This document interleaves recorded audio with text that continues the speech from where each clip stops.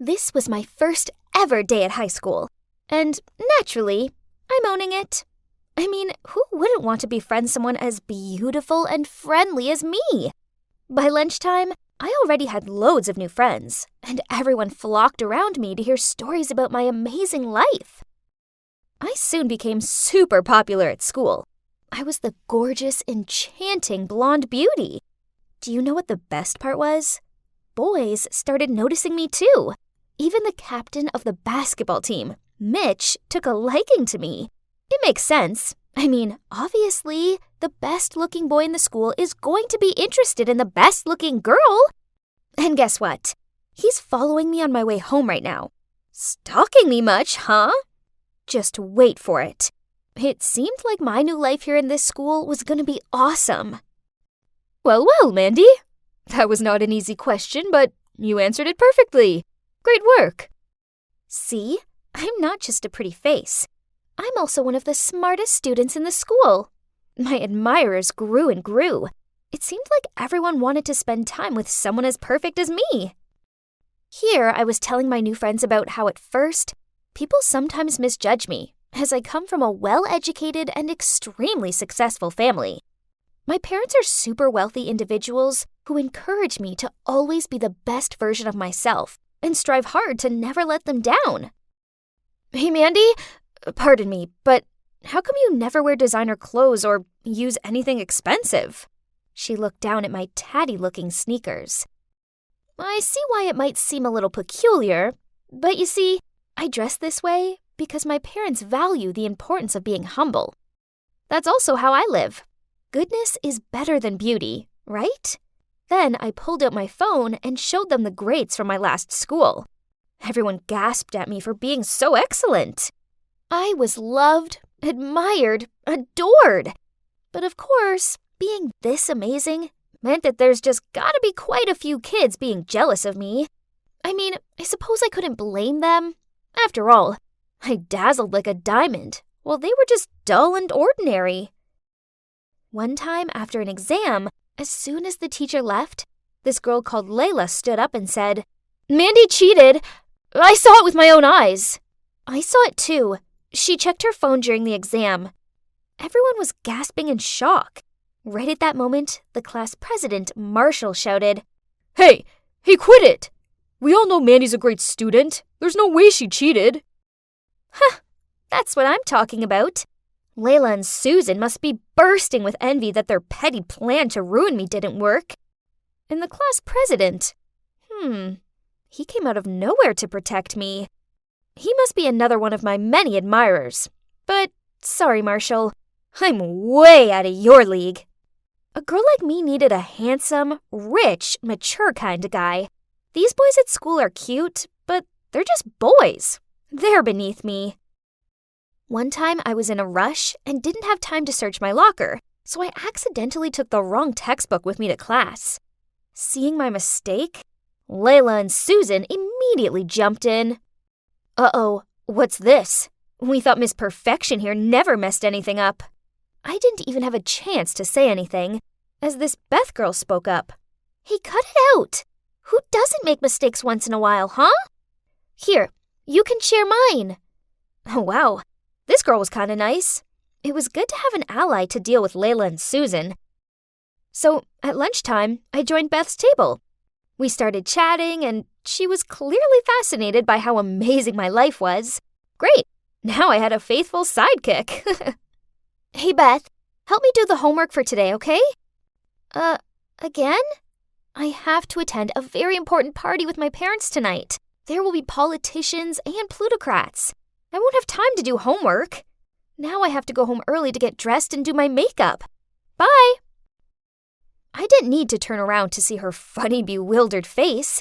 She looked like that every time I asked her to do my homework. But it was worth it, right, Beth? She got to hang out with the hottest prodigy in school, me. So a little bit of extra homework was a small price to pay for such a privilege. You know, to me, that homework was nothing. I just didn't have time for it. I had to admit that having Beth around was very convenient. She made sure my grades stayed top of the class, leaving me time to play polo, go to the golf club, and attend charity functions with my parents. She also let me borrow her dresses, bags, makeup, and this super cute pair of high heels. My friends admired me, strangers idolized me, my teachers adored me, and I had a wonderful, loyal best friend. Life was perfect. Until one day, as I was shimmying along the hallway, I noticed something odd. People weren't giving me their usual looks of adoration. Instead, they were turning their noses up at me. Huh? What was happening? Hey, Beth, do you know what's going on? People are acting really weird. She just shrugged. I don't know. Let's see. I tried to tell myself that it was no big deal, but I couldn't shake off the feeling that something was wrong. Then later that day, my worst fears were confirmed. As I entered the classroom, Marshall came over to me and waved his phone in my face. Good game, Miss Perfect. Turns out you're just a big fat liar. I looked at his phone and saw a long post with a lot of photos attached. There's a big title saying, "The Truth About Mandy the Liar," and each photo came with a caption. Mandy's house is actually very ordinary. She lives with her grandparents. There are no luxurious mansions or wealthy parents. When Mandy just came to the school, she made friends with everyone, bragging about her fame, fortune, and popularity. I don't know who she is. So what if we just shared the same path to the bus stop? Who said that I intend to get acquainted with her? Her transcript from her old school isn't even hers. She's just photoshopped her name on it. Every time she stood up to answer a question or take a test, she cheated, so she got a good grade. God, all this? How did they know? It felt like my heart had lodged in my throat, and my mind was spinning. My eyes blurred when I saw Layla and Susan approaching me. I stared at them in shock. Mandy, honestly, we don't hate you. It's just that we realized your stories were ridiculous, so we decided to find out the truth. That's right, but you sure did cover your tracks. We couldn't find a thing. Hang on, so who found these pieces of evidence? I did! Right at that moment, my so-called best friend appeared, followed by the homeroom teacher. Mandy, I know you think I'm some desperate wannabe you can control, but no! I soon worked out that everything you said was a lie, so I gathered evidence to prove it. Everyone was gawping at me with disappointment. I felt completely overwhelmed by the situation. This couldn't actually be happening. I pinched my arm. Ouch! It was as painful and as real as what was going down before my eyes right now. Beth continued. It's not good for you to live a lie like this. Who even are you? Ah! Reality images started flooding into my mind, making my brain feel like it was going to explode. I grabbed my head and ran out of the classroom. When I opened my eyes, I found myself in the hospital. The homeroom teacher was sitting next to me, and my grandparents were also there. They all looked very disappointed. Mandy, the principal was very angry and was about to expel you. But it was Beth and her friends who convinced him to let you stay. What? Beth? But she was the one who exposed me. Noticing my surprise, the teacher continued. After seeing your reaction, Beth realized that perhaps you had a psychological problem, so she convinced us to help bring you to the hospital for diagnosis. I looked up at my grandparents. They were all in tears. Unexpectedly, I burst out crying. I longed so much to have a dream life full of fame, riches, and admirers that I drew a vision for myself in another reality. I was so absorbed in that illusory scenario that I forgot my own reality. This was last month, and I'm currently on medication for my delusions, and I'm also seeing a therapist. Right now, I'm on my way to see Beth, Layla, Susan, and Marshall. No, I'm not making it up. I really am meeting them. Oh gosh, there they are.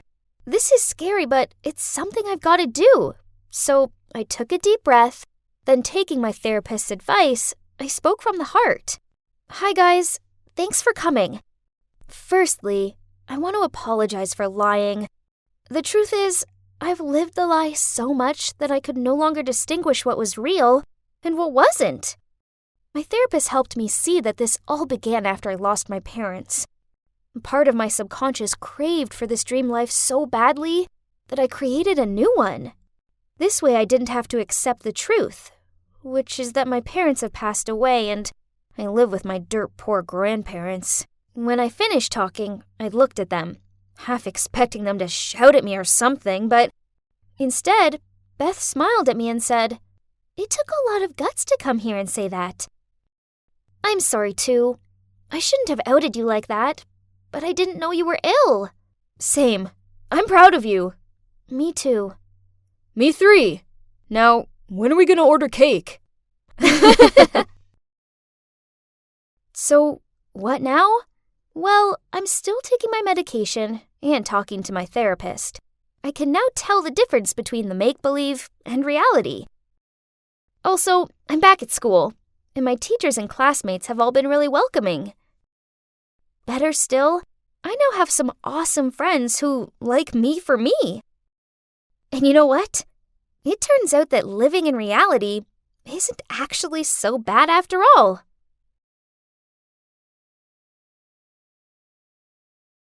Wow! Magnificent! So, I'm going to live here from now on? Unbelievable! Everything has happened so quickly that I was struggling to believe it was real. Yesterday afternoon, when I was helping out in my family's diner, suddenly a film crew rushed in and claimed that they were from the reality TV program Long Lost Love, which reunites lost family members. While I stood there confused, they announced to me that I was the lost child of the famous director Gabriel Perez. What? Did that mean my parents adopted me?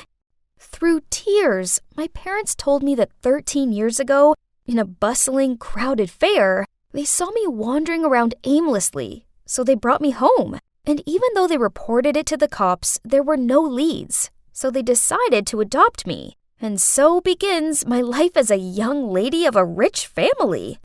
As you'd expect with the home of a famous director, my father's mansion was impeccable. From the designer furniture to the stylish decor, the whole house was like a French-style castle. I peered at the huge photo of my grand-looking parents. Suddenly, there was a whisper. "The master must be very happy, you know. His second wife couldn't give him a child after all these years. Yes. Now that he's older, he had to search for his biological child to lean on." Oh, so this woman, the woman who came with Dad to the reunion yesterday, wasn't my biological mother? In that case, I wonder who's my real mom. "Miss, come in, please." Inside were my parents and some specialists who then immediately pulled me in for a complete makeover. Whoa, I looked really gorgeous. My hair was so glossy, and this makeup made me look so glamorous. Never in my wildest dreams did I ever think I would end up living here and feeling like a princess. Beaming with happiness, I turned to look at my dad. But suddenly, I was startled to meet eyes with the maid. She looked so gloomy. Why did she keep staring at me with a poker face? That was odd. "Carol, let's move along." Strange. But never mind. Maybe she's always like that when she's seeing strangers. OMG. Dinner was so luxurious, including caviar and steak. This was so exciting. That night, I couldn't sleep and just rolled around in bed until dawn. But little did I know what an exhausting day was waiting for me ahead. 5 a.m. sharp, I was shaken awake. Huh? Was there a fire or something? A maid informed me that I had a very important press conference this morning, and it was imperative I looked the part. I groggily got out of bed and plonked myself in the chair. I had to wear this posh dress and have this old-fashioned bouncy hairstyle. Ugh, this made me look about 25. OMG! I swear this press conference was the most boring thing ever. For several hours, their conversations couldn't stray away from showing off their wealth, comparing their popularity and all the showbiz stuff. I yawned dozens of times, but had to hide it behind my hand. I could feel my stepmother scrutinizing me. Ugh! I wanted to go home. You see, the type of person I hate the most are those kinds of showy, scornful ladies. But unfortunately, they're the only ones I've been interacting with. I missed hanging out with the kids my own age. But yeah, since I moved here, my parents insisted on homeschooling me, so I wouldn't be influenced by other inferior children. Ugh! Worse still, the only thing they teach me is about acting and movie stuff. How is that going to help me get into college? But that's not all. After studying, despite being tired, my stepmother forced me to spend a further 2 hours working out in the home gym. Every time I gasped for breath or snuck a snack, she would give me a novel-long lecture. The worst part is she banned anything sweet and made me stick to this strict diet full of celery and hummus. Gross! Then one time I slipped and fell off the exercise bike and twisted my ankle. My stepmother was so furious with me that she made me go to bed without my dinner. I couldn't take it anymore, so I hobbled into my father's room. Dad, why do I have to do these things? I don't like it. Dad said nothing, but just quietly signaled for me to follow him. He led me to a locked room at the end of the hallway. When the door opened, I saw a portrait of a very beautiful woman hanging in the middle of the room. Hang on a minute. My new hair and clothes were identical to hers. Dad stared at the portrait with dreamy eyes. Then he said that this woman used to be a very famous actress. He told me how they fell in love. Then she gave birth to me. So that means this is my mother? That's right. Your mother is very beautiful, isn't she? And I'll make you perfect, just like her. Then Dad waved me out of there, locked the door, and went away, leaving me standing alone shaking. There was something about his words that unsettled me. Curious about Mum, I went to an old maid to ask for more information. It turned out that in the past, my dad was my mom's manager, and thanks to her popularity, he made a lot of money. Mom was the muse for Dad's movies and also the love of his life. But unfortunately, because of a serious illness, she passed away. That was a huge trauma for Dad, and he seemed to lose himself. Ever since then, his head's been in the clouds, and he doesn't always make a lot of sense. Is that true? No wonder sometimes I found Dad's words creepy. It's time for your yoga lesson. And why exactly are you talking to her? Now that you're rich, show some dignity. Don't liaise with the staff. You're not my mom. You can't control me. How dare you? I'm only showing you kindness because your father asked me to. A silly little girl like you means nothing to me. You're so mean. It's no surprise why. You know, my mother is 100 times prettier than you. That's why Dad wants to make me like her. You! Sooner or later, you'll end up like my poor daughter. Just enjoy the calm before the storm. Huh? What did she say? What daughter? Didn't people say she had no children? Then, a few days later, as I was walking down the hallway, feeling exhausted because my current diet plan only included 2 apples a day, I heard the maids whispering to each other. Look, she won't be able to hold out. It won't last long. Her looks are fading. It's not long now. Then she'll end up like the previous one. What previous one? I went over to ask, but on seeing me, they immediately made up some excuses to flee the scene. Suddenly, someone leaned into my ear and said, "Try not to lose your looks, or else." Huh? I turned and saw that it was that strange maid, Carol. As I watched her walk off, I wondered what she meant by that. Obviously, she doesn't like me, but why? Honestly, there are so many confusing things about this family. Everything is so far from normal, it may as well be on its own planet. They're hiding something from me. I just need to figure out what. One day, While Dad and Patricia went away for an event, I snuck into their bedroom and looked around for the key to the secret room. Result! It was hidden in an old jewelry box. And whoa! This place was full of photos and DVDs and stuff.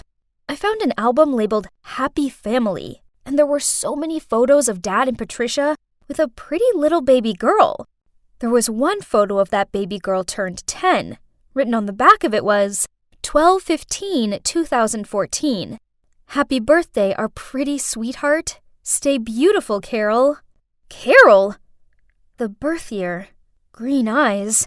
Could it be? That's it. The baby girl was Carol, the maid. Maybe puberty hitting changed her appearance and she's not as pretty anymore. But I could still tell some of her old features. So Carol was the previous young lady and also the poor daughter that Patricia mentioned. That made sense, as I'd seen Patricia interacting more with her than the other maids. I once even noticed her helping Carol clean up the dishes. I was still overwhelmed with the secret I just found out when I looked through the window and saw Dad's car pull up in the driveway. Panicked, I took that photo and ran out of there. I had to leave this place, or else I'd turn into another Carol. I kept on running, but then I bumped straight into Patricia. Oh no. Please let me go. I don't want to live like this any longer. Please. Patricia snatched the photo from my hand, then took my wrist and dragged me along. Let me go! Get in the car. Where do you want to go? To my adoptive parents' house. On our way, Patricia told me everything. She was once a famous actress who met, then fell for Gabriel.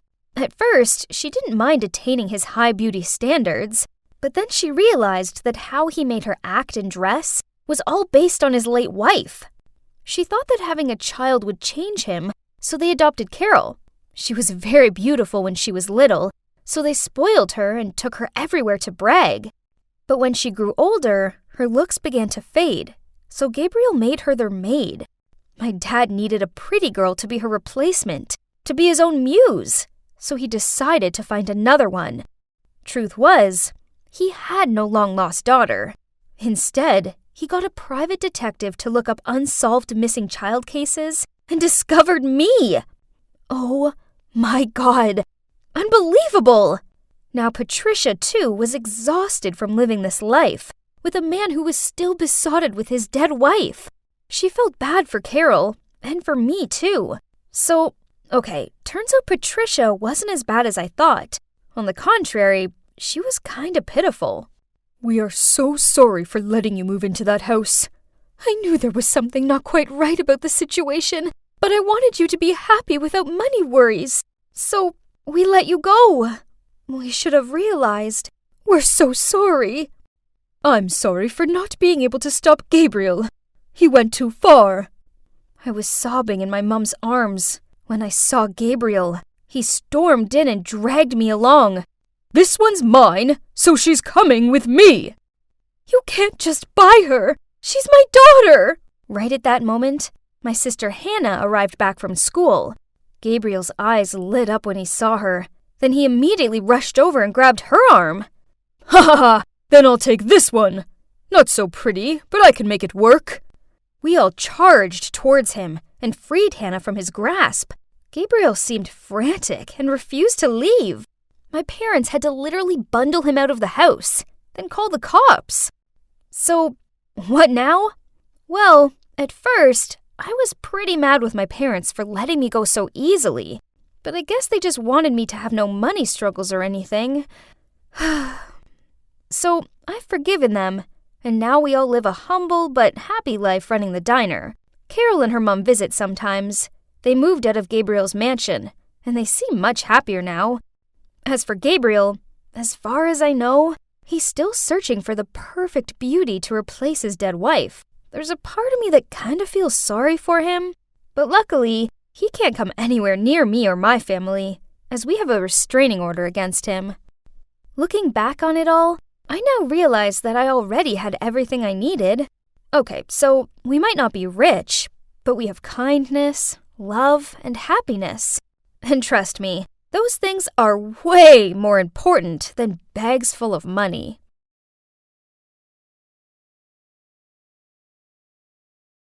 Oh, we couldn't make a tiny single profit this month. Again? Business is so slow these days. Oh no, it's already past 5? Gotta go pick up Lucy. I rushed over to Elena's house. She's my best friend. She often helps take care of my daughter Lucy so I can work extra hours. No matter how tough things were going for me, at least I still have Lucy. Even on the worst days, one look at her angelic smile, and I realize things aren't so bad after all. Why the long face? Has this month been as hard as last month? I nodded, sadly, and entered the house. It's been even worse. I just want to earn enough money to provide a nice life for Lucy, but I'm barely breaking even. I looked over at Lucy, who was playing with her dollies on the living room floor. I plopped down on the sofa while Elena brought me a cup of tea. Things will get better. I just know it. How about I read your tarot cards to see if things will improve for you? Yeah, right. Let's just assume those fortune-telling things are right. I'm not into the spiritual stuff, but Elena swears by it. I suppose it can't hurt to hear what she has to say, right? She made me shuffle the cards, then laid some out on the coffee table in front of me. Oh, that's interesting. Hey, Nora, seems like your life's going to change sooner than you think. Destiny is telling me that it'll be tomorrow after work at the bakery close to your shop. It looks like you'll meet a man, a rich one. I stared down at the cards. How on earth was she getting all this information from them? Yeah, whatever. Thanks for looking after Lucy, but I better take her home and make her dinner. Who would believe those fortune-telling tricks? But, come to think of it, I'm also desperate. With all the lockdowns and Brexit, my little candle shop in the south of England wasn't going so well of late. No amount of 2-for-1 offers or sales events were helping. I'm down to single digits on the money my parents lent me to open up the shop. Then there's Lucy to think of. In her 3 years of life, she has already been through so much, including her father abandoning us both. I want to provide an amazing life for her, not cause us both to end up homeless. I may as well do as Elena said. I mean, it's not like I had anything to lose. So the next day, I closed up the shop early, then with Lucy in tow, walked toward the bakery. There didn't seem to be anyone about. Looks like Elena was so wrong. Oh, miss, I'm so sorry. I brushed bits of pastry off me and glared at this man. Okay, so it looked like he's only a few years older than me, but why is he wearing such old-fashioned clothes? And what's with his awful hairstyle? This has to be the man Elena was talking about, right? But he's so not my type. But I suppose if dating him changes everything, then... Oh, cute kid. He pointed at Lucy, who was cuddling her favorite doll. Yeah, this is my daughter Lucy. Sometimes I swear she loves that doll more than me. She won't let it out of her sight. He chuckled, then nervously scratched his head and said, You're a good mother, I can tell. Are you going this way? He pointed up the street. I nodded, then started walking alongside him. Okay, so he's called Dylan. He's an engineer and he's just moved here for work. We exchanged numbers and you know what? We've been texting quite a lot. Soon we started hanging out and he's not so bad, albeit a little on the boring side. Lucy seems to adore him, though. He pulls silly faces to make her laugh and buys her sweets. He even took us both to the zoo. OMG, it was so good. And Lucy loved seeing the penguins. So when he told me he liked me and asked me out on a date, I said yes. Okay, so he's not my usual type, but he's rich, caring, and good with Lucy. Besides, it's all too much to be a coincidence, right? Elena's tarot reading must have come true, and he's the guy who's going to change my luck. Hey, all the romantic dates out to the restaurants and places were kind of fun. And even better, business was improving. This was great and all, but dating Dylan was getting kind of tiring. I like the guy. He's sweet and kind, but I don't have feelings for him. One time after a delicious meal, he walked me home. Then, on my doorstep, he gushed out about how much he liked me, then leaned in for a kiss. Panicked, I darted out of the way, causing him to trip over and almost fall into a bush. Another time, he took my hand when we were walking through the park. I then just stood there while he gave me this soppy look and said, Nora, I really like you, and I know you like me too because you're not letting go of my hand. It made me feel so awkward, so I just pretended I had something in my eye, then changed the subject. Good luck charm or not, I couldn't carry on like this anymore. So when Dylan surprised me at my shop with a bouquet of flowers, which caused a bunch of wasps to swarm around me, I screamed at him, "Please, I'm trying to work. Will you just leave me alone?" Dylan looked hurt, and he left. I felt really bad about it, but I just felt so suffocated by him. After that, Dylan and I stopped seeing each other, but as expected, my business started to go downhill again.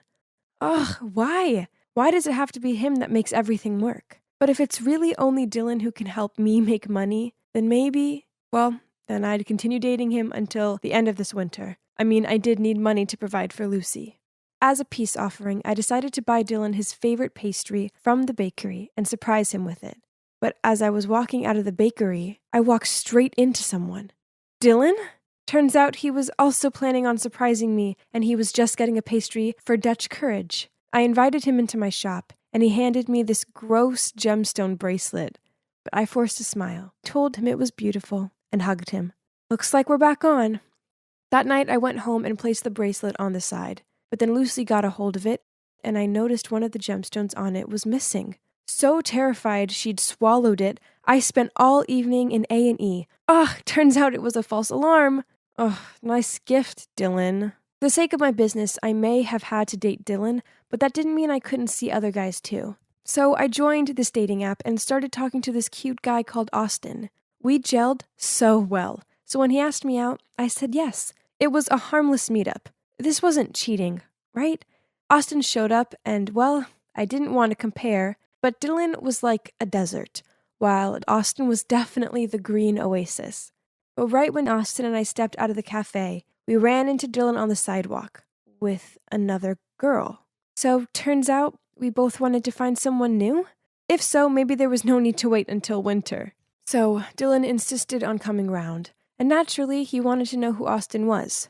I mentioned how we were both seeing other people, so it was fine. But turns out the girl I saw with him was just a friend. It was time I was honest with him. So I told him how he was a good luck charm for my business, and that's why I continued to date him. He clutched his chest and gave me this heartbroken look. Then he just nodded and left. I felt really bad about it, but at least it was over now, right? I went back to raising Lucy the best I could, trying to salvage my failing business and dating Austin, but in the end it didn't work out with him. The weird thing is I found myself thinking about Dylan all the time. Just the cheesy things he said and his quirky ways. I couldn't help but think that if he was here now, life would be so much better. OMG, the realization hit me. I actually have feelings for Dylan. I tried texting and calling him, but he didn't answer. I suppose I couldn't blame him. So I went round to Elena's and confided in her. That's when she took my hands in hers and told me the shocking truth. Dylan is actually my cousin. He really has just moved to this town, and he is an engineer. But I made the fortunate thing up. Actually, Dylan once saw you come over to pick up Lucy and liked you. So I decided to do some matchmaking. What? So all this time, it had all been a lie? My business didn't improve because of Dylan. It had just been a fluke? I was kind of mad with Elena, but I asked her for a favor. I'm so nervous. I got Elena to set this meeting up with Dylan. He thinks he's meeting her, not me. Oh, there he is. Oh, it's you. Dylan, I know I was horrible to you, and I'm sorry. Elena told me everything, and I don't care if my business could be better or worse, even though we both tricked each other. I know that I like you, and I just want you by my side.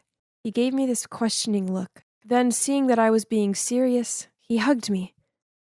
So what now? Well, Dylan and I are back together. He's so great with Lucy, and guess what? My business is magically doing amazing again.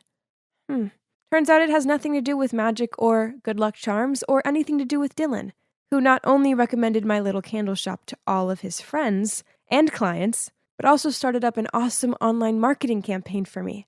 Sometimes happiness is right under our noses, but we still try to find it somewhere else. So my advice to you is to learn how to be happy with the things you already have, as, trust me, it's only when you lose them that you realize how amazing they were in the first place.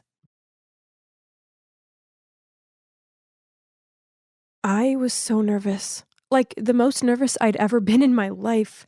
I didn't even know it was possible for a press conference to get so crowded. Suddenly, the flashes came at me from every direction. It was almost blinding, but the clicking didn't stop, as well as the sound of them calling my name.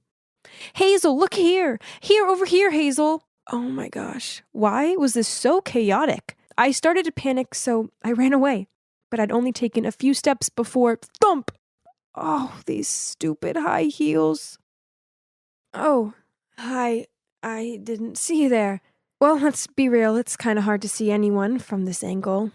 Then from every direction, the reporters swarmed in like starving vultures, trying to take pictures of me. I was still confused and didn't know what to do when... Gentlemen, please give her some space. Are you okay? Robert, my adoptive dad, came to help me up. Excuse us, this is her first time attending such a crowded event. If it's all right with you, we'll help her answer your questions. Phew, I'd finally escaped the chaos. Or so I thought. As soon as he got into the house, Robert shouted, "Pamela!" which gave me the fright of my life. Didn't I tell you to teach Hazel some manners? How could you let her embarrass herself in front of the public like that? Pamela looked mortified and kept bowing down and apologizing, but Robert was still furious. If this happens again, you better pack your bags and get out of here. I felt so guilty. It was all because of me that she had been shouted at like that. But I'd done my best. Clearly it wasn't good enough, though. I tried to forget about it, but early the next morning, Pamela woke me up. She gave me a timetable and told me that from now on, I wouldn't need to go to school anymore, and that a tutor would come to teach me at home instead. What? Why all of a sudden? I asked Pamela in shock. It was because of yesterday's incident. The mayor has decided that you need to spend more time learning the necessary etiquette. Are you serious? He can't just keep me locked up here. No way. Hazel? Listen, you should be grateful that you got adopted into this house. Keep in mind of everything Mr. Cornelius has done for you and obediently do as I say. Do you understand what I mean? Looking into Pamela's eyes, I knew I had no choice but to agree. The day of the opening ceremony for the town hall had finally arrived, and I got to leave the house for the first time in a month. A whole month. Now was the moment of truth. In the eyes of the public, I had completely transformed into a proper, prestigious lady. When Robert started speaking at the ceremony, he announced a charity fundraiser for my orphanage, in the hopes that children like me would be given a chance to live a better life. Hearing this speech, I could barely hold back my tears. I was sitting next to my adoptive mom, Eleanor, so I turned to give her a big hug. Suddenly, all eyes were on me, and it seemed I'd finally done something right. I smiled up at Robert, and we both had tears in our eyes. Maybe Pamela was right. I really was lucky to have been adopted by such kind people. But as soon as we got home, things changed. My parents got all quiet and went off to their room, leaving me alone. Where was my praise? I'd done so well, hadn't I? Why weren't they happy? The following days, they still asked me to join them for their events, so I guess I must have done a good job. And while the media and public were around, they were all touchy-feely and affectionate towards me, constantly praising me. We must have looked like the perfect family. But the minute we got home, they'd ignore me, and if they wanted to tell me something, they'd get Pamela to speak to me. It was so flipping weird. I actually started to feel quite lonely and depressed. And even though I was living in the lap of luxury, I missed the orphanage. One day, Pamela's daughter, aka the only friend I had in this enormous mansion, Paisley, saw how upset I was and asked, "Hey, so why do you agree to move into this house? You're clearly unhappy here." Paisley got me. She was the same age as me, so we were on the same wavelength. I was nervous to tell her how I felt, but I knew she would understand, so I told her everything. The thing is, I actually have a sister. She's only 8, and she's called Amber. That's why I was missing the orphanage. She was still there. She's got congenital heart disease, so after our parents passed away, the orphanage couldn't afford her hospital bills. When the mayor's family decided to adopt me, I refused because I didn't want to leave Amber alone. But then Robert offered to pay for her medical treatments if I agreed, and well, the rest is history. You see, I can't just leave. If I did, what would happen to Amber? Oh, Hazel, I didn't know. I'm so sorry. But I need to be honest with you. One time I overheard Robert and Eleanor saying that you were the perfect girl to play this role. Huh? What role? That meant... Were they using me for something? It didn't make any sense, but those words kept lingering on my mind until... One time, Eleanor asked me to join her at a charity event, which she said was going to be broadcast on TV. Our job was to prepare homemade food and give it out to the homeless. I was so excited, but when I walked into our kitchen, I discovered the chefs had already cooked everything before the filming crew arrived. I was so disappointed and asked Eleanor about it. She just laughed and said, "Oh, no, sweetie, our job is just to look pretty and graceful in front of the camera." Then before distributing the food, she gave me a pair of gloves and said, "Don't touch any of their hands, okay? They are filthy." Oh my gosh, how could she say such things? Oh, then it hit me. I understood what Paisley had said now. The affection and kindness that the Corneliuses were showing me was actually just for show, all to win over the audience, aka the public, while this was their very true face. I had to do something about this. I couldn't let them keep on deceiving the public like this. So when Eleanor went to the bathroom and took off her gloves, I quickly grabbed them and threw them in the trash. When we went back out, a homeless man approached her to express his gratitude and asked for a handshake. Of course, she tried to refuse, but at that moment the camera turned to her, so she had no choice but to give in. And you know what? The man didn't just shake her hand. He even pulled Eleanor in for a big hug. I couldn't hold back my laughter at how flustered she looked. Served her right. Afterward, Eleanor grabbed my arm and dragged me to a quiet corner. Then she said, "It was you who did this, wasn't it?"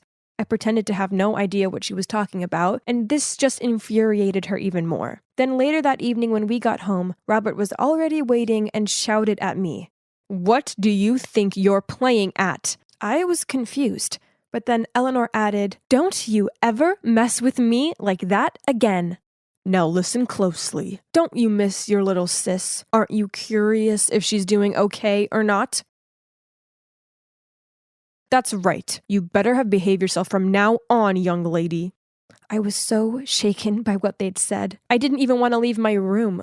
What if something happened to my sister? Then suddenly, Paisley climbed through my window into my room. As soon as I saw her, I burst into tears. "Paisley, please help me with this. I need you to go to my orphanage and check on Amber and see if she's okay." A few hours later, Paisley came back panting. "Your sister? She's not doing good." What? But hadn't she been receiving money for her monthly treatments? Paisley shook her head. "The nuns there said they hadn't received a penny since you left. Now Amber is barely surviving." Paisley's words broke my heart. Those two had been fooling me all this time, and now my sister's life was hanging on by a thread. I had to get to the bottom of this. I walked past Robert's office, and that's when I overheard someone talking. Curious, I peeked in and saw a group of middle-aged men sitting around a table. One of them spoke up. "Hey, Robert, the election day is coming. Is that little girl still doing a decent job?" "Oh, don't worry about her. She's just a silly little kid. She believes anything I tell her, especially about her sick sister," Robert smirked. How dare he speak about my sister like that? I had to do something. I couldn't let this vicious man keep on fooling everyone like he'd done to me. So I took out my phone and started filming. "Speaking of which, how much charity money have we got so far?" $100,000, Robert said, and the room was filled with praise. "Gentlemen, by the time of the closing party for the charity this weekend, we should have almost $500,000 for the election campaign. As soon as I win, your business will continue to be tax reduced for the next 4 years." I had to cover my mouth to stop myself from gasping. So this whole time, he'd been exploiting me and the orphanage for his corruption? Gosh, I was such an idiot to fall right into his trap. Suddenly my phone buzzed. "Who's there?" Robert shouted and rushed to the door. Oh no! Panicked, I ran, but not far enough before I tripped and the phone flew out of my hand. Robert and his men caught up with me, picked up my phone, and deleted all my evidence. They even took the phone away from me. He turned to me and said, "I've already warned you, have I not?" "You're a liar," I yelled. "You haven't paid a penny to my sister," Robert growled. "Who told you that?" But all he had for an answer was my silence and fuming look. Furious, he dragged me back to my room. "Maid, bring me the keys to her room." And then he locked me up inside until the day of the closing party of the charity rolled around, where they'd be announcing the amount of money they'd collected. That day, all the staff were out of the mansion. Suddenly, I heard the door being unlocked. Panicked, I hid behind the closet. Hazel, where are you? Oh, it was just Paisley. She found a way to sneak me out of the mansion and told me to run straight back to the orphanage. But no, first I had to expose that sly old fox Robert. Luckily, when I got to the event, Robert was giving his speech. I immediately ran up to the stage, snatched the mic, and told everyone about his evil plan. But I was no match for him. Before I could finish, security was dragging me off the stage, and Robert had already taken control of the situation. Ladies and gentlemen, I'm so sorry for my daughter's behavior. The reason why we decided to adopt her was that she's mentally ill.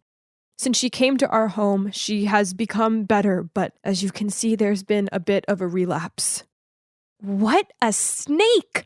This jerk would stop at nothing to get what he wanted. Just then, the big screen on stage suddenly showed the video I'd taken, revealing all the schemes of Robert and his accomplices. Now he was well and truly exposed. I watched as he stammered. No, this can't be happening. Right at that moment, the police rushed in to arrest Robert and his accomplices in the stands. You might be wondering how we pulled that off. Well, as I was running through the hallway, I managed to send the video to Paisley. As soon as she received it, she came to find me and saw everything that had happened. So she secretly ran to her mom for help. Pamela then made a plan. While Paisley freed me from the mansion, Pamela set to work on projecting the video on the big screen. Genius, right? A month later, Robert and his accomplices were arrested for embezzlement. And, of course, he got locked up for a long, long time. Both him and Eleanor received such massive backlash from the public, to the point that she had to stay hidden away too. The charity money, luckily, was brought back to the orphanage, and part of it was used to take care of my sister Amber. She's doing much better now. Oh, and Paisley and I are still best of friends. Pamela has found a way better job. And as for me, I went back to stay at the orphanage until I'm old enough to move out. I'm better off being on my own with my sister than being adopted by some mess. Too much studying and not enough sleep was making me feel like a zombie. Chocolate would help, right? So I drowsily walked downstairs. Huh? Why was my whole family there with their suitcases? Are you guys going somewhere? Yes, Colorado for a ski trip. That's awesome! You're the best, Daddy! Not you, Helen. You have studying to do. And this is a special award for Christine for winning her scholarship. What? So you're just going to leave me out because of some meaningless grades? This is so unfair. Ugh! Whatever. I don't even need them to go with me. Shh. Come here. And I'm gonna let you in on a secret. I can go to the ski resort by myself and have way more fun. But how, you ask? It's called lucid dreaming. I first heard about it through the biggest buzz movie, Inception, and realized that I've had experienced the same things before. Since then, I've become an expert at this. So before I go to bed, I just have to write a script saying where I want to go, with whom, what I want to do, and 3, 2, 1. I'm asleep and living my best life. In fact, I could say that those beautiful self-designed dreams are like meditation to me. Because, to be honest, my real life is tedious. No matter how hard I tried, I was no match for my younger half-sister, Christine. In my dad and grandma's eyes, a child of a doctor in physics, as well as a grandchild of a history professor, should automatically be a walking encyclopedia or something. But unfortunately, I didn't excel at the academic side of life. Ugh. They treat Christine like this precious gemstone and me like some boring old rock. Every week usually entails her getting excellent grades or winning some reward, and all of my family lavishing her with gifts and praise, while I'm treated like an outsider in my own family. Ugh! Just thinking about it makes me want to scream. So, they want me to stay home and concentrate on tomorrow's test, huh? Nah, you wish. So, instead, I grabbed my pen and started writing tonight's awesome dream script. Let's see. That's right. The obnoxious Roger dared to heartlessly throw the candy I gave him in the trash, even though he'd been flirting with me. What a jerk. I will definitely retaliate against him tonight. Lying in bed, I closed my eyes and repeated this sentence. I'm going to kick him out of my life. And you won't believe it. In the dream, he kept chasing me like crazy, but I totally blanked him. Helen, wake up. Time's running out. My best friend Gabby kicked my chair and I jolted awake. Oh no, there were only 5 minutes left. I frantically ticked on the paper and hurriedly submitted it to the monitor. Hey, did you not get any sleep or something? Well, I stayed up late writing the script for my dream. It was worth it as I got payback on Roger. What if you get a bad grade? Never mind. I'll be fine when I come home tonight with an A+ dream. But things turned out not to be as simple as I thought. That afternoon when I arrived home, I was about to sneak up to my bedroom to write my next amazing script when someone grabbed my bag strap and pulled me back. It was Grandma and Dad, and both of them seemed to be mad.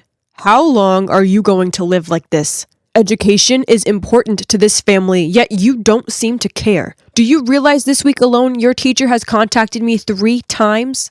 But Dad, I really don't like those boring subjects. I only like no more drawing or writing your silly stories. You need to focus on your studies, else you'll end up a useless person like... She suddenly stopped, which made me curious. Like who? But neither she nor my dad said anything. They just quietly walked away, leaving me alone. Honestly, I never wanted to disappoint them that much. So this time I was going to try my best to not let them down. Dad! Grandma! Look! I got a B+ in my math test! No one cared what I said. My stepmom cuddled Christine and looked at her with sparkling eyes. My wonderful daughter. I know the top student award is just a piece of cake to you, unlike someone else. Then she turned to me and tutted, Helen, please, you're making a show of yourself. That's embarrassing. My face fell, and I forced back tears. But I tried so hard to get this grade. A B+ is nothing to be proud of. I chucked my exam paper in the trash, then stormed up to my room. It didn't matter what I did or how hard I tried. This household would always treat me like a loser. Dream on, Helen. Go back to your happy place. In front of me was the crimson sunset sky. I'd been scripting this moment for so long, lounging lazily on the beach without anyone complaining. But suddenly the sky darkened, and the inky clouds seemed intent on swallowing me. Huh? What was going on? This wasn't a part of the script. Terrified, I ran into a forest, but it was so dark and spooky here, and I tripped over a branch and fell. Ouch! As I rubbed my ankle and started crying my eyes out, suddenly a strange woman appeared. She took me into a wooden house at the end of the forest and gently helped bandage me up. This woman, well, she didn't scare me at all. Instead, I felt warm around her. Curious, I tried to take a closer look at her face, but then I suddenly woke up and realized tears were rolling down my cheeks. What a strange dream. I immediately drew all the things I'd seen, that forest, that house, but strangely, I couldn't remember that woman's face. Why are you drawing all this nonsense? My dad snatched the sketch from my hand and looked at it frowning. It appeared in my dream and... Get rid of them all. From now on, if I see you wasting your time on these stupid drawings again, there will be consequences. This was too much. I couldn't live without drawing. It was the only thing keeping me sane. I had to get out of here, live my way. Forget them and their stupid standards. I would create my own world.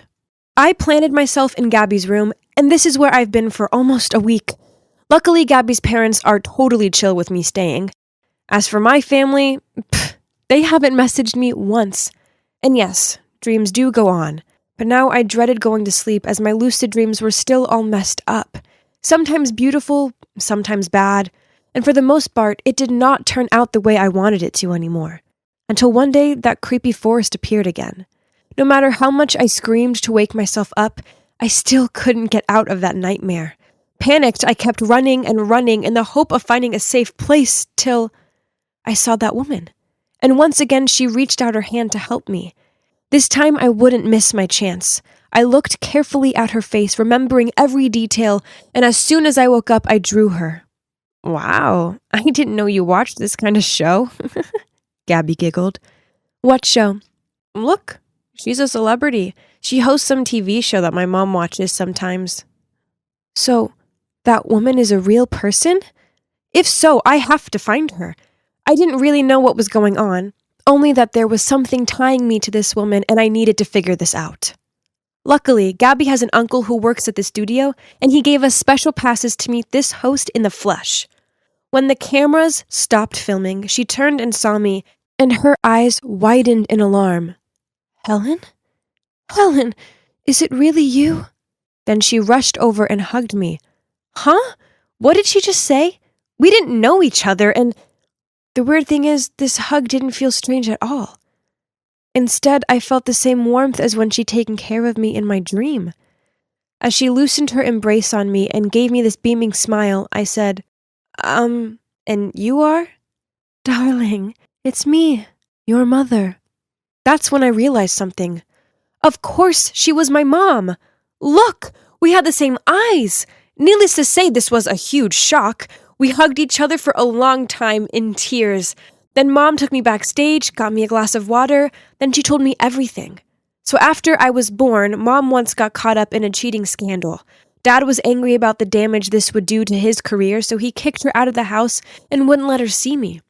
A long time later, she found out that Grandma was behind everything, just because she didn't approve of this marriage, so she came up with that plan. But why didn't you ever try to find me when you've always been living this close? Oh, no, sweetie. I've always kept an eye on you. One time, years ago, I saw you playing in the park. You had your hair in pigtails and... I tried to approach you, but your dad threatened me. He is a very powerful man who's actually capable of destroying my life. And I didn't think it was fair to drag you through all of that. But things have changed now. I'll never leave you alone, ever again. I strolled into the house like normal, and everyone stopped what they were doing and glared at me with disgust. Oh, you're back. If you're not prepared to study properly, then don't bother staying. I took a deep breath, then said, You can't treat me like this anymore. I try my best, and it's not fair that you punish me for just being me. So I'm leaving, and I'm never coming back. Psst, where will you go? That's when Mom walked in. Oh God, you should have seen the looks on their faces. Grandma actually looked like she'd swallowed a swarm of wasps. I stood by and let you manipulate and control me. Well, no more. I'm taking my daughter, and we're going to have the life we both deserve. Then, ignoring their angry words, she grabbed my arm and led me out of there. So that's the moment when I left home and moved in with my mom. Now I draw as much as I want. In fact, Mom's letting me create a mural on the living room wall. It's going to be epic when it's finished. Oh, and about the lucid dreams, I don't write scripts anymore. Instead, I realized that I'm better off focusing on my reality and making myself the best version of myself I can be.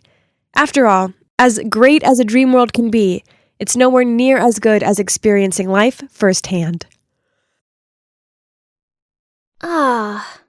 Now what better way is there to spend a Saturday afternoon than lying on the couch watching a feel-good movie with lots of snacks? I suppose I better get that. OMG. Who is this? He's the most gorgeous boy I've ever seen in my life. I stared at him in open-mouthed amazement, but then I saw him gazing back at me and realized I needed to say something. Hey, how may I help you? Hi, I'm Jaden. My mom and I have just moved in next door. Oh, in that case, welcome to the neighborhood. Jaden smiled as he held a box out to me. Was this a gift for me? Already? I took it from him and blushed out a thanks. I opened the box and saw that it was full of delicious-looking cookies. My mom baked them. She finds that people tend to be far more welcoming when it involves cookies. We chatted for a bit longer. Then he said he had to go and help his mom unpack. Aw, why did this moment have to end already? The next day at school, I couldn't wait to find my bestie Stella and tell her about my drop-dead gorgeous neighbor. But as it happens, she found me at my locker and immediately started gushing about this hot new boy. I needed to see how handsome this guy was. My chance came at lunchtime when Stella pointed over at the new boy who was currently being pestered by Anna, this stuck-up girl from class. I squinted my eyes. OMG! The hot new boy was none other than Jaden! I watched on as Anna fluttered her eyelashes at him, then flicked her hair behind her back. Ugh! She needed to give the flirting a break. It was so tragic. Suddenly, Jaden saw me, smiled, then hurried over to me. "Hi, Laura. Oh boy, am I glad to see you." He leaned in close to my ear and whispered, "That girl is kind of freaking me out. Please, can we get out of here?" Then to my surprise, he took my hand and led me away. I could see the shocked look on Anna's face, and I couldn't help but smirk back at her. "Ha! Take that, Anna. He's holding my hand, not yours." Then after school, Jaden and I walked home together. Turns out, as well as being the hottest guy on the planet, he was also really sweet and funny. Back home, I saw Jaden's mom, Cynthia, watering her window box. On seeing us, she waved us over, then insisted on inviting me inside for homemade lemonade. We all got on so well. Looks like I'm going to have a boyfriend soon, one whose mom loves me. From then onward, Jaden and I hung out lots. We had lunch together, we went to the library together, and always walked home together. I was pretty sure the girls at school were super jealous, especially Anna. One day, during PE, the teacher told us we were playing dodgeball and assorted us into 2 teams. Anna, who was on the opposite side, wouldn't quit aiming at me. I tried my best to dodge her throws, but bang! She got me! Now, listen to me. Guys like Jaden don't like ordinary girls like you. He's mine. So quit chasing him. Furious, I yelled, "I'm not chasing him! He's already my boyfriend." Actually not. Yet I was pretty sure Jaden liked me too. Just you wait. He'll soon tire of you and come running to me. Ugh! Anna was so annoying. I needed to get my frustrations off my chest, so I ranted to Stella about her. Forget Anna. No one likes her anyway. As for Jaden, it's obvious he likes you. He's just new here and probably feels too shy to ask you out. Yeah, you're probably right. He must just be shy. But, I know Anna won't quit chasing him. Then you should make your relationship with Jaden official.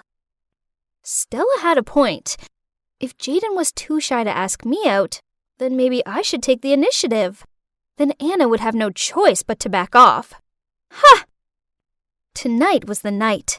So I texted Jaden, "I need your help with something. Let's meet at 8 p.m. by the slide in the park." But then he messaged back saying he couldn't meet tonight as he had to help his mom with something. Right that moment, my dad arrived home earlier than usual and announced that he was taking me and my sister Megan out for dinner. Ooh, this restaurant looked nice. I walked in alongside Megan and, what were Jaden and his mom doing here? Then my dad walked over to Cynthia, kissed her on the cheek, and said, "Hello, honey." Jaden and I shared astonished looks. Then we peered at the adults for an explanation. "Laura, Megan, this is Ms. Green, the lady I told you about." What? I mean, I knew Dad was dating a woman named Ms. Green, but I had no idea she was Jaden's mom. Then, before we knew what was happening, Dad got down on one knee and pulled out this diamond ring, then asked her to marry him. And you know what? She said yes! Oh, no. No. They can't marry, 'cause then Jaden will be my brother.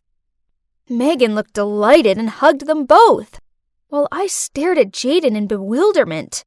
Don't get me wrong, I really want my dad to be happy, but why her? And what about me and Jaden? After that, Cynthia seemed to always be at our house, baking cakes, humming while she dusted and cleaned up, and exchanging gooey looks with my dad. Ew. Then one day, she insisted that Megan and I went wedding dress shopping with her. She tried on this one dress and, yeah, okay, she looked pretty good in it. But when she asked me what I thought about it, I just shook my head and said, well, it's not very flattering, is it?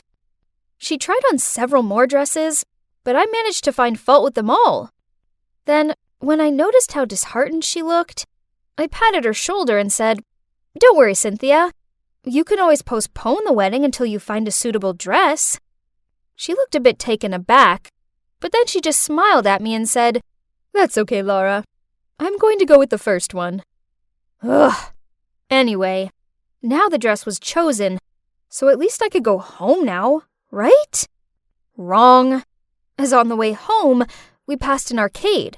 Cynthia led us there and then excitedly challenged me to a game of air hockey. Then I said jokingly, fine, I'll play, but if you lose, you don't deserve to be my mother. And guess what? She won! Ugh! And worse still, Megan wouldn't quit giving me dirty looks for the comments I'd made. Jeez, I was just joking. What is wrong with you today? I plopped down on the couch and blurted out everything. She'd take my side, right? Turns out, no, she wouldn't. What? You and Jaden aren't even official. But Dad loves Cynthia. They both deserve happiness, so stop being a brat about it. Then she stormed off to her room. Ugh, I feel like I'm going crazy. I have huge feelings towards Jaden, and I know he feels the same. So why can't my sister be mature enough to understand that and support me? I needed to vent to someone. Luckily for me, I had Stella. Why does no one care about my feelings? I can't be Jaden's sister. Sorry, Laura. I don't know what to say. Suddenly, from the nearby table came a lousy voice. So that's the reason why Jaden has to hang out with you? You're pathetic, Laura. Turns out we were so lost in conversation, we didn't notice Anna and her flock sitting at the table behind us. Actually, we've been into each other for ages. It's not our fault our parents made some dumb decision. Anyway, whether we can be together or not, it doesn't change the fact that you bore him so much that he'd choose watching paint dry over being with you. How dare you? She was about to grab my hair, but right at that moment, a hand stopped her. It was Jaden. That afternoon, on our walk home, I finally came clean to Jaden. I like you a lot. I have always been since I first met you. I know you like me too, but you think it'll be awkward because our parents are getting married. Maybe if we just tell, Laura, you're such a sweet girl, and I do like you, but just as a sister. What? How could he say that to me? He had to like me, didn't he? Feeling an unexplainable amount of shame and embarrassment, I ran away from him. As I lay on my bed and rubbed my tear-stained eyes, all I could think about was how unfair this was. So, by the time Dad called me down for dinner, and I walked in and saw how happy he looked, my anger got the better of me and I yelled, I hate you, and I hate Cynthia! How dare you try and replace Mom? Then I rushed back to my room. You really upset Dad. You know that, right? I didn't answer. I was also upset, but no one seemed to care about my feelings. Dad said we come first, so if you really feel this strongly about it, then he'll cancel the wedding. To be honest, I'm real mad with you right now. So? What about me? You're so immature and selfish. I didn't understand how my own sister could be so uncaring, so I screamed out. So what? You don't care that Mom's being replaced by some fake woman? And what about me? Why does no one care how I feel? Oh my God, Laura, for once, this isn't about you. Megan rolled her eyes at me, then stormed off. Finally, everyone quit going on about the stupid wedding. But why didn't I feel good about this? Cynthia didn't seem to be coming round to our house anymore, and I noticed how Dad's cooking seemed to get worse and worse, until he stopped altogether and just ordered takeout. Meanwhile, Jaden wasn't anywhere to be seen at school. Stella asked around to find out where he was, and turns out he'd left, as he was moving back to his old town. No way! After school, I rushed straight over to his house and barged inside to find him and his mum packing. Are you moving away? Yeah. I moved here to settle down and start a new life with Randall, and this house is for Jaden's future. But the wedding's been cancelled, so I quickly asked Jaden if we could talk outside.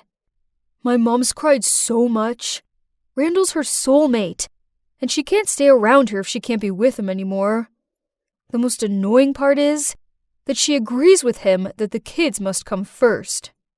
So, I hope you're happy now? Oh my God, what have I done? His words were like a stab to my gut. Oh no, this was all my fault. I was so obsessed with Jaden that I didn't stop to think about what was best for everyone else. Without saying another word, I ran back home and burst into the kitchen where Dad was drearily staring into his iced coffee. Dad, you deserve to be happy with Cynthia. So please go and tell her how you feel before she leaves for good. But it was too late. Cynthia and Jaden had gone. Just kidding! Nah, actually, Dad managed to catch Cynthia just in time, and he told her how much he loves her and can't live without her. So, guess what? Yep, they got married, and now they're both happier than ever. I've learned the hard way that being selfish and inconsiderate of other people's feelings for my own gain just makes everyone miserable, including myself. So, now we're one big happy family. And I suppose having Jaden as a brother isn't actually so bad after all. Hey there, I'm Evie from Georgia. So, I look like a regular teenage girl, right? Just you wait till you see what I can do. Kids these days are so rude and unruly. I blame the parents. There's just no discipline anymore. See? They don't even respect their principal. But no big deal. I know just how to handle them. There we go. Just a few words and the class immediately went silent. What is this, Mrs. Gardner? That trip was all we've been looking forward to for months. Thanks to everyone's disruptive behavior. Well, to be exact, thanks to the actions of you, 25 out of 300 students, no one has anything to look forward to this year. Okay, then go on, ma'am. Punish us. But why drag the whole year group into this? Other classes will definitely not leave us alone after this. Nobody likes being punished. That's why it works. Now, let's see what your peers make of this, shall we? The whole class was buzzing with, so unfair, abuse of power, wicked witch. Oh my. These kids, always full of energy. Go back to your seats and write an apology letter to Miss Helen, along with a promise to never misbehave again, or else. All of them reluctantly sat down. And there we have it. Oh my God. Who are you? It's just that these unruly students need to learn a lesson for getting Mrs. Helen so exhausted that she ended up in the hospital. And so you just decided to mimic me. Well then, please inform your mum. We will have a talk about this. Here, tomorrow morning. I glumly walked home as slowly as possible. As soon as I walked through the door, Mum was glaring at me. Yup, my mum is Miss Helen, the kindest homeroom teacher ever. However, the kids in her class made her life a misery, which led Mum to get high blood pressure and end up in the hospital. I just wanted to help her, but instead, I just managed to make things worse. Hi, Mom. I'm sorry, but I don't regret what I did. Mom started lecturing me about how it was bad enough that Dad had left and her students were rebellious without me acting like a crazy person. Crazy person? She means the times when I copy the people I want to be? But that's my hobby. I inherited that passion from my father, a famous special effect makeup artist. The feeling whenever I successfully transform into someone else is awesome. And it also helps me feel connected to my dad, even though I haven't seen him in a long time. It all started when I was 13, and Dad helped me dress up as my fave idol for the school festival. Dad taught me how to analyze the character and practice the disguise. Bold eyeliner, smoky eyes, contouring, plus the bodycon outfits. I looked like a real CL from 2NE1. My friends loved my new look. So over the next few years, I masqueraded into many different people, including Lady Gaga, Avril Lavigne, Miley Cyrus, and Sia. The feeling that my makeup talent was that admired and anticipated was just really addictive. Hey, is it Billie Eilish this time? Why not Taylor Swift? I love her so much. I've always done whatever I want and always been exactly who I am. Wow, you got that spot on. Are you a shapeshifter or something? Needless to say, once I imitated someone, I made sure I got their gestures and mannerisms just right. My talent didn't stop at awesome makeup. I was trying to collect things from my locker when a stampede of students raced past me and almost knocked me off my feet. Huh? Who was that strange and rather handsome guy they were chasing? Look at him swaggering. Does he think he's Donald Trump or something? That's Xander. He just transferred here. Keep your voice down, by the way. You don't want to annoy his fan base. Poof! I'm not afraid of those way too girly girls who go crazy for boys. Huh, no one scares you, do they, Evie? Now let's go have some granola. Leo may like boring granola, but no thanks. I'm having a hamburger and fried chicken. Billie Eilish is not the type to turn down delicious food for health freak nonsense. Oh, there's that obnoxious Xander again. But this time he's all over Kayla, the snooty hot girl from my class. A boy approached me asking to take a selfie with me, then suddenly I heard a scream. What do you think you're doing? I turned to see what was going on and saw Kayla going ballistic at some poor girl who'd accidentally tripped over and fallen into Xander's lap. What on earth do you think you're doing? Take a look at yourself before trying to attract my man. Ugly doofus. How snobby. Did she think her beauty was that splendid to help her keep her man? But not with that empty head, girl. After a few days of research, I showed up at school looking just like Kayla. I'd perfected everything, from her blonde hair, makeup, clothes, walk, and voice. Honestly, this time I was quite nervous. Dressing up as someone I actually knew was always extra scary, especially when her friends were walking over. Wow, that dress is so chic. You really are the fashionista of our school, Kay. Come on, Xander's waiting for us on the sports field. Please, do you think I really want you around? I'm just taking advantage of you. And you keep following me around like a pet. It's so tragic. Are you crazy? I know you like Xander too. I see the gooey looks you give him. When I'm done with him, I'll consider giving him to you. I walked away, leaving the girls freaking out. But I didn't say anything different from what Kayla thought, though. Right? If only she would be so frank with her friends. Now let's get to the main target. Thinking about him gave me goosebumps. I'm busy, bae. Go hang with your friends for now. He was playing Call of Duty on his phone. I was here to break up with him, but hang on a minute. This guy had skill. I want to have a go. Since when did you know how to play this game? He looked kind of touched that I was showing an interest. Okay, I'll wait until after this, and then we will split up. I looked for Leo, but he didn't even recognize me. Poor him. He'd been searching for Billie Eilish since morning. While Leo was complaining, he helped me quickly remove my makeup so I could go back to looking like me before anyone guessed what I'd just done. From that day onwards, Kayla's friends cut her off, so she could only cling to Xander. And from my point of view, he seemed to be tired of this clingy girl. Now even her look made him sick, huh? The time has come. I put makeup on as Kayla again and found him. I want this bag. Don't try to trick me with a fake one. Okay, as you wish. I want you to give up COD. That way you can only stay by my side. Okay, I'll follow you all day. I want to throw a party and invite the whole school.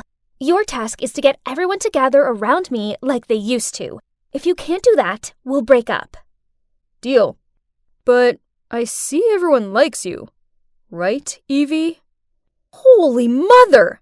Did he recognize me already? But since when? I have to acknowledge your talent. If only you hadn't shown me your charm, you wouldn't have been exposed. Well, Kayla looks like a picture, but a dull one compared to you. You have such a good eye.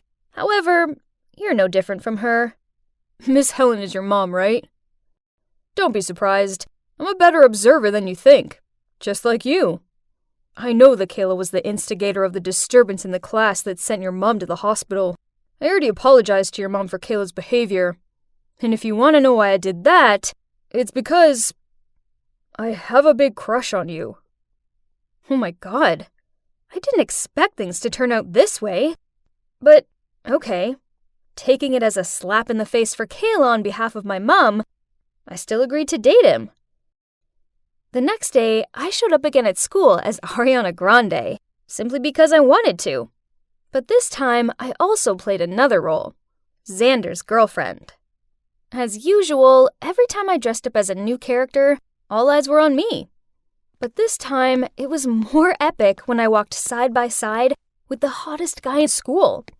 When Leo saw that I was with Xander, he rolled his eyes at me, then walked off. Then Kayla walked around the corner, saw us together, and started shouting at me. How dare you steal my man? You're just some pathetic wannabe. Xander took my arm and yelled at her. Evie's creative, sweet, and really funny. I want to be with her. I like her. Kayla's face dropped. Then she pointed her finger in front of him. How could you do this to me? I will get you back for this. Then she huffed off. Xander looked at me and asked if I was okay. Then he invited everyone to a party at his house that night to celebrate the fact that I was now his girlfriend. Was he serious? But whatever. It would be rude to say no, right? So that evening, I went to his party. To my surprise, Kayla was already there, so I flirted with Xander to annoy her further. Then suddenly, Xander leaned in close to my face, which made my whole body feel hot. What was happening? He was going to kiss me? But then he whispered in my ear, "You haven't told me how you feel about me yet." You were looking forward to this answer, weren't you? But before I could reply, Leo appeared out of nowhere, grabbed my hand, and dragged me out of there. Ugh! What on earth are you doing? I'm the one who should be asking you that question. What on earth were you going to say? That I have feelings for you too? This whole thing is a setup between Xander and Kayla to humiliate you. Lucky for you, I arrived just in time to overhear Kayla talking to her friends about this dirty plan. Are you done talking? Do you really think I'd fall into their trap that easily? I already know their dirty tricks, and I was about to tell everyone what jerks they are. But then you showed up and ruined my plan.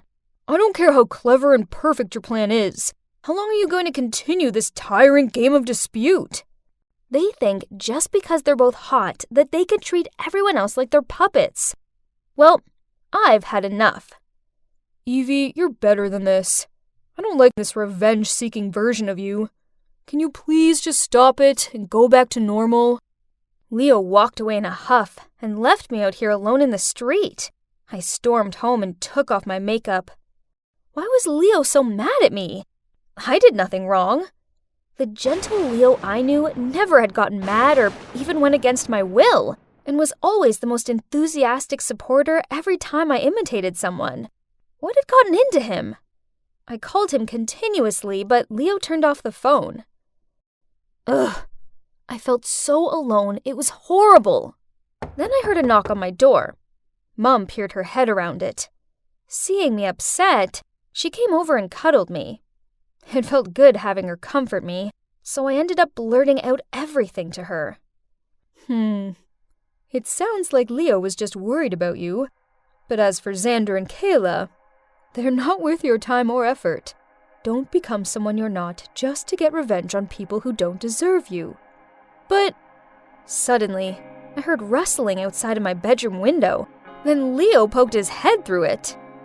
If you're not tired, then keep copying. You keep following me around like a pet. Go live your own real life. Mom and I both laughed along with him. Then I hugged Leo and told him I was sorry. It's true that pretending to be someone else is exhausting, and I must admit I was wrong to use Kayla's name to sabotage her relationships.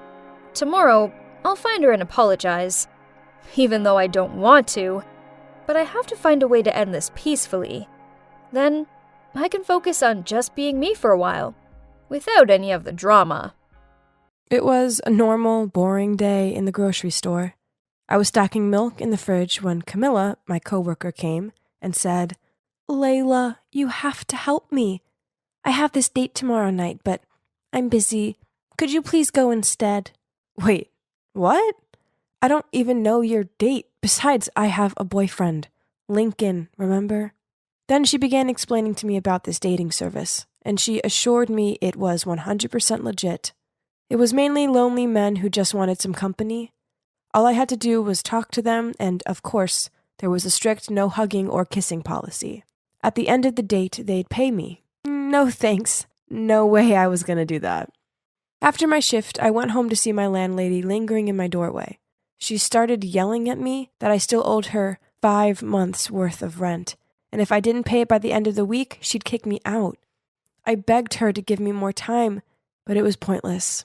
My God, what to do? Where could I get that much money on such short notice? Oh, wait a minute. What about Camilla's dating service? It looks like I was out of choices, so I called her and agreed to go on the date. So here I am, on my weird date night. I put the most basic dress I could find on. Oh boy, I sure felt nervous. I have no idea what to say and how to act. Oh, that must be him. My God, Camilla! How could she forget to mention that the guy was in his 50s? People would think he's my sugar daddy. Ugh! Keep it together, Layla. I couldn't back out now, as my home depended on it. So, I slowly approached the man. At first, he looked surprised. That figures. I mean, he was expecting Camilla. I explained the situation to him, and he wasn't mad or anything. He just smiled at me, and we started chatting. He's called Mr. Hall. He lost his wife 2 years ago, and ever since then, he's been feeling lonely and needed someone to talk to. So that's why he started using this service. He was actually pretty easy to talk to, so the night quickly went by without any problem. After the date, he handed me an envelope and told me how grateful he was to me for listening to his burdens. I was itching to go home and open the envelope, but then he started going on about his heartbroken son. Suddenly, he was asking me if I'd talk to him. Obviously, I refused as this was a one-time thing to help out Camilla. Besides, I have a boyfriend. Speaking of which, he'll be so furious if he ever finds out about this. The next day, I paid the landlady 2 months' rent and assured her I'd have the rest with her soon. But to my shock, she just scowled at me and forced me to pay all at once. Well, guess where I am now? In a cafe, waiting for Mr. Hall and his son. Ugh. Oh, there he is. And that must be his son. Geez, could he look any more annoyed? Hi, I'm Layla. Nice to meet you. Save it. I'm only here because he forced me to. So just let's get it over with. Layla, thank you for coming. This is my son, Leon. Please don't mind his attitude. Then Mr. Hall left us alone. Man, Leon was hard work. Any questions I asked him, he just shrugged or snorted. Then, when he finally spoke, he sarcastically said, So, Layla, I hope the money's worth it. What? How rude! Then he continued, You must be desperate. Don't you feel ashamed of yourself? He was the rudest person I'd ever met. But, Yes, I was desperately in need of money. So I took a deep breath and started telling him about myself. When time ran out, I said goodbye to him and left. What an unpleasant experience, but at least that was the end of it, right? Wrong, as Mr. Hall asked me to meet him several more times. Who was I to argue? I mean, I needed the money. But Leon was getting on my nerves, as all he did was slouch in his seat, slurp his drink, and say nothing. So, it was down to me to do all of the talking. I began telling him all sorts of things, about my past, my family, and friends, and even about my future plans. And Leon just sat there listening to everything, supposedly. Luckily, it finally ended, and Mr. Hall paid me so I never had to meet Leon again. Because the last few weeks had been taken up with dating Mr. Hall and his son, I hadn't seen much of Lincoln. So, at the weekend, I invited him over to mine and cooked for him. We were sitting on the couch hugging while watching a movie when Lincoln said, in a serious tone, "Layla, we need to talk." But then suddenly my phone rang. It was Mr. Hall. I quickly rushed to the balcony to pick up. He wanted me to be Leon's +1 at his eldest son's wedding, and he was willing to pay double? Ugh, that sounded awful, but besides rent, I also had to pay for college fees and food, and my measly income from the grocery store didn't come close to covering it at all, so I reluctantly agreed. When I returned inside, I asked Lincoln what he wanted to tell me. He hesitantly said that he had to go on a business trip for 2 weeks. Well, maybe it was for the best, so I could go with Leon without worrying about my boyfriend. Ugh, I felt so guilty. I swear this would be the last time I was going to do this. Leon arrived to pick me up, and as soon as he saw my dress, he insisted I couldn't wear such an ugly thing. Ugh, he was so rude. I told him I had nothing else suitable, so he drove me to a dress boutique, then told the staff to bring the most beautiful dress in store to try on. Oh my, it was stunning. I was overwhelmed when I saw myself in the mirror. Well, I definitely looked amazing in it, and Leon must be thinking that too, 'cause he couldn't take my eyes off me. It's such a shame I can't afford it. But then before I could stop him, he went ahead and paid for it. How frustrating. I was sitting in the church waiting for the wedding to start, while Leon flirted with some girls. Thank God Lincoln wasn't like that jerk. Then everyone went to their seats and the wedding began. The groom walked to the altar in this luxury-fitted suit. Man, it must be so nice to be rich. But is that Lincoln? My Lincoln? Our eyes met, and he looked as shocked as I did. But instead of running to me and explaining everything, he just ignored me and continued with the wedding. I had to watch them saying their vows, exchanging rings, and kissing. I thought I was going to faint any minute now. Then at the wedding reception, Leon dragged me over to Lincoln and introduced me as his girlfriend. Awkward overload. And soon, some pretty girl distracted Leon again, so he chased after her. Then Lincoln immediately pulled me over to the stairwell. "Why are you here with my brother? Were you cheating on me this whole time?" "Seriously? What about you? I'm not the one who just got married." "Let me explain, it's not what it looks like." Right at that moment, Leon appeared and asked why we were here talking. I muttered out some story about trying to find the bathroom. Then I told Leon I had a headache and asked him to take me home. This was so confusing. How could my perfect boyfriend now be married to someone else? He kept on texting me saying he wanted to meet up and talk. I guess I needed to at least hear him out. The next day I met him at the museum, where we had our first date. So, his wife, Sandra, is the daughter of an affluential businessman who owns one of the biggest corporations in town. Lincoln's family company is in big debt, so his dad forced him to marry Sandra in order to save the company.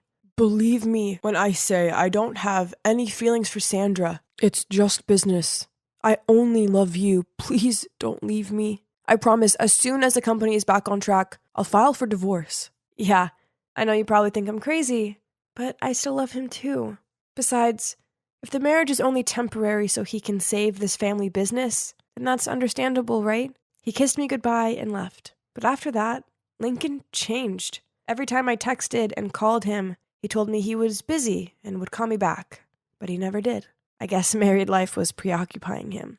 As if this wasn't frustrating enough, I had to put up with Leon.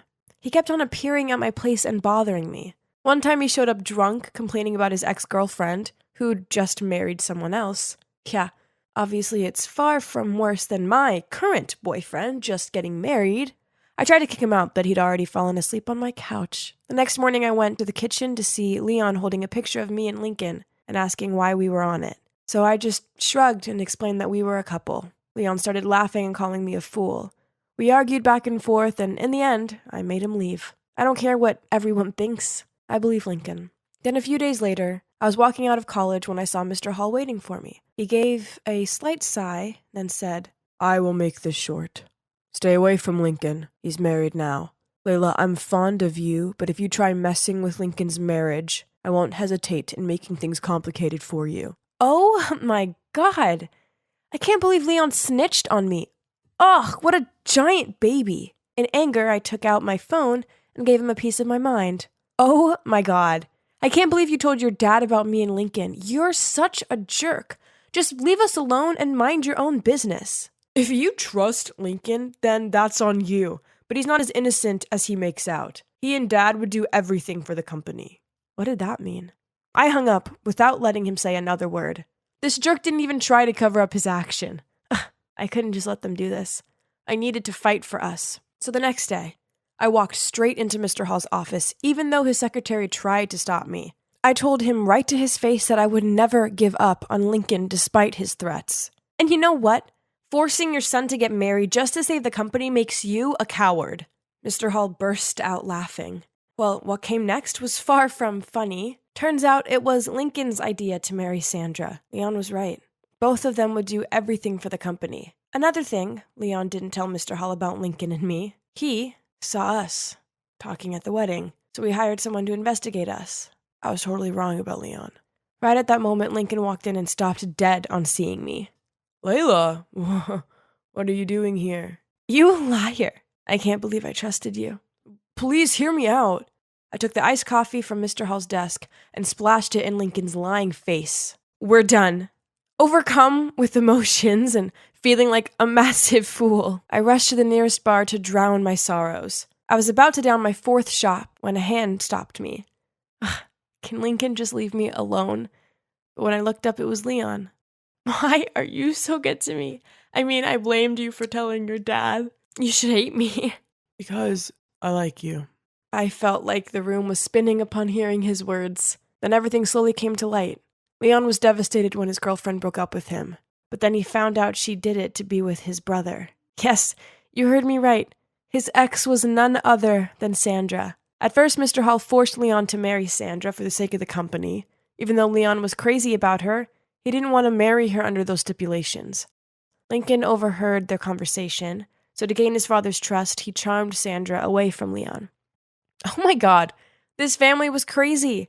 I didn't want anything to do with any of them ever again. So I just rejected Leon's feelings, ran straight out of the bar, and cut off totally with all of them. So what now? Well, I graduated last month. So after that, I decided I needed a fresh start in a shiny new city. So far, so good. I have a new job, which I adore. And it's so good knowing I'm not going to run into that jerk Lincoln or his dad. I know what you're wondering. What about Leon? Well, one day, I was walking out of my apartment when I saw a familiar face. Yes, it was him. Turns out when Leon heard that I was moving to another city, he moved too. I thought it was sweet that he was willing to leave his family, friends, and job behind just to be with me. Maybe it's time to gradually open up to him, don't you think? Well, time will tell. Too bad my story has to end here.